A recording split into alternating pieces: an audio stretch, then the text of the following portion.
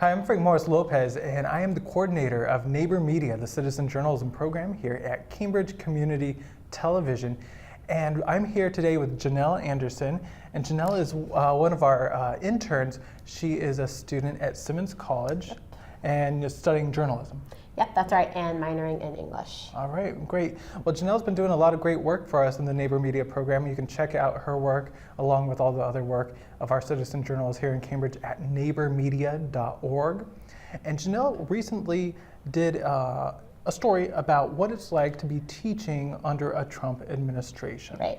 Okay, and so Janelle went to Fayerweather Street School to find out how students and teachers are affected by a Trump administration and what they're doing in the classroom. Janelle, do you want to tell us about what you found? Yeah, well, I found out about Fayerweather after hearing about their children's march that was occurring on Valentine's Day.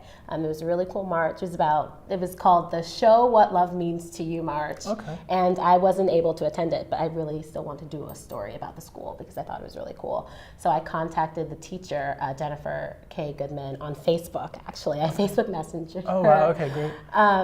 And she got back to me and I was like, I want to interview you in your class about sort of the political engagements you've been conducting and sort of engaging in. And she let me do it. And so I found out that they actually created a class called Take Action Thursdays, where every Thursday, one day out of the week, they get to sort of engage in political discourse and sort of come up with projects and other ways to contribute to the community. Wow, that sounds really progressive for a school, and the reason being is so Fayerweather Street School is it's a private school. It's a private school. So how are they affected, if at all, then by a Trump administration? Right. Well, when I talked to the teachers, I originally wanted to focus on Betsy DeVos's confirmation, sort of how that was going to affect the school and sort of their environment. And what they told me is that they're actually advocates for private schools. They say that the private school structure allows them to have more freedom in the curriculum for their students. So they're able to sort of engage in these political discussions because they're not they don't have to focus on like MCAS or like focusing on a test. They get to really alter the curriculum for the students. Okay, great. So it's going to look a bit different than what happens in the public schools or even in charter schools. Yeah. Like you said, they have more flexibility. And they created a program. They said that there wasn't really much political, there wasn't a class on politics. No, it came directly out of the Trump campaign. Out of the Trump campaign. Election. Let's skip ahead first of all to, so election night. The teachers had an assignment. And what was that assignment? The assignment, Jennifer told her students that night to write a journal entry about what it felt like to have the first female president. And that obviously didn't end up happening. So I remember they told me the next day was like trauma care.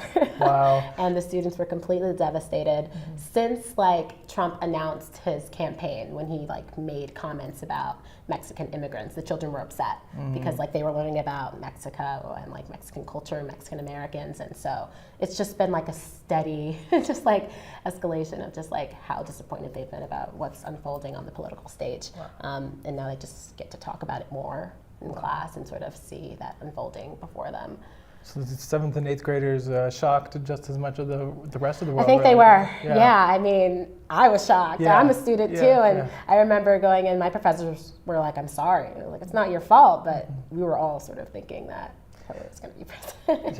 Yeah. So now they're kind of putting their lessons into action with the what was it called on Thursday? Take Action Thursdays. So what are some of the different projects that they've been engaging in on these Take Action Thursdays? Well, it's really interesting actually because I think a lot of the kids had trouble choosing what topic they wanted to focus on. A lot of the kids chose to focus on food security. Okay. Some groups chose to focus on women's rights, workers' rights, farmers' rights. There's just sort of like a whole variety of things they chose to focus on, and a lot of the time they collaborated with each other. It was just all of sort of a group effort in the classroom. And so with the food security, so there one point where they were preparing food for they prepared food for different sort of places in Cambridge. I actually got to visit them one time and sort of observe their Take Action Thursdays in action. They were preparing food for different homeless shelters in Cambridge and for Friday Cafes, which is a sort of program for, created by First Church, where they get to interact with homeless community members in Cambridge and sort of bring food and chat, and they like made food for that sort of event. Great. And there was a quote from one of the teachers as well when they were doing research on pasta. It was so funny. So a good thing is that also when they're having these projects, that the teachers really allow the students rather, to sort of take control of the situation. So they happened to get some ingredients donated, and they had to like write the letters and like the thank you notes to the different community locations on campus that donated to them. And then they also had to buy some of the food, so they sort of like pitched in their own lunch money to buy some of the ingredients. So the teacher ended up buying some of the ingredients on Amazon Fresh, and the first thing that comes up when you search noodles, like lasagna noodles, that was one of the things they were making that day, is Barilla, which apparently I found out later on, after she told me and I like researched it later, the founder of Barilla has been known to make anti-gay comments, and she said, no, I couldn't buy Barilla, so I had to go with Rizzoni. So it's just like, one kid was like, everything is political. Yeah, that was a great quote from the kid in the article. Didn't want to buy anti-gay noodles. Everything's political. Well, great. So your next step then is you're going to try to go into a public school. Yeah, I really want the opportunity to compare how public versus private schools can interact with their students and sort of engage in that political discourse. I wonder if it's different. I wonder, if public schools will have more of the opportunity to do that, because Fayerweather has an entire class dedicated to that one day out of the week that they get to do it. And then they also engage in things outside of school time. So I'm just wondering if that's the case for other schools, specifically public schools, and seeing how that can compare in this current political climate. Great. Well, we'll find out when we check out Janelle's articles, as well as all the other articles at neighbormedia.org. Janelle, thanks for being on. Thank you. No problem.